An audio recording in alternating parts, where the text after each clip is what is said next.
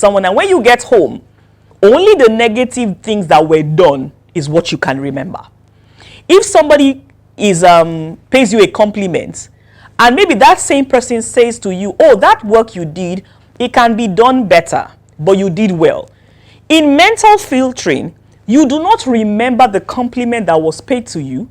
You only remember the correction that you got. That is a very negative way of seeing life. And the truth is that sometimes when people are even saying nice things about you, you don't hear it. You only hear negative things. Mental filtering also allows you to only see negative things about other people.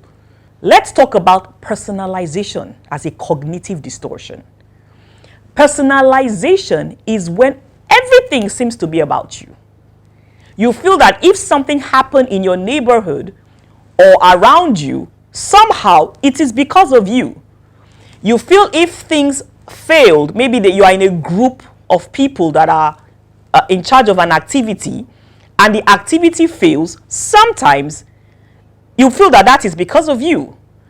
Or maybe I like to always give the examples of people in a relationship, husband and wife. Your husband comes home and maybe he's had a hard day at work and he's in a kind of a bad mood.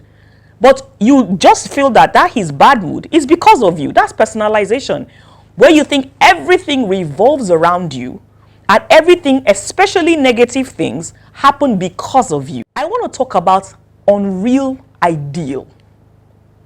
Unreal ideal is when you put an unrealistic phenomenon as your ideal in life.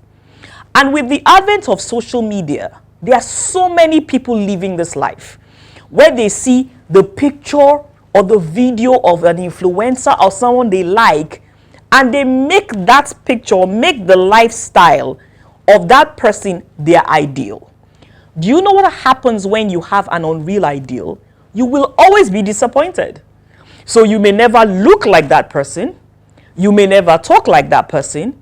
But because you have put that person's lifestyle as your ideal, you will always be disappointed. And that can lead to depression and low self-esteem. Now we're going to ask ourselves, or we're going to find out, where do these distortions come from?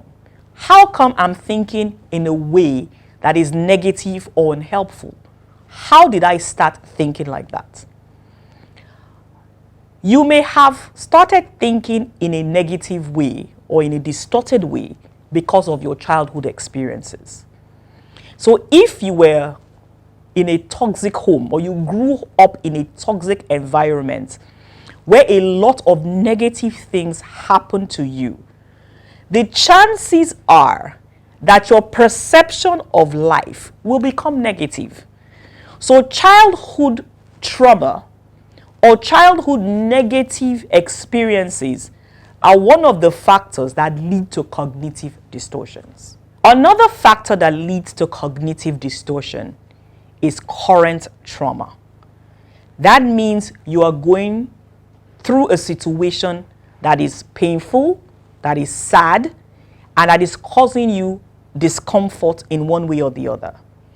If you are not able to deal with that situation, it can lead to distorted ways of thinking and distorted ways of seeing life.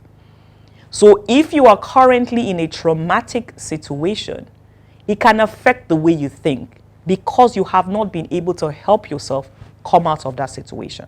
We will stop here today, but we'll be back next week to continue this conversation on cognitive distortions, what they are, where they come from, what it can lead to, and finally, how can we overcome them? My name is Ediri Osediale. Thank you so much for being part of the conversation. I look forward to seeing you next week. But remember, a healthy mind is a long and happy life. See you next week.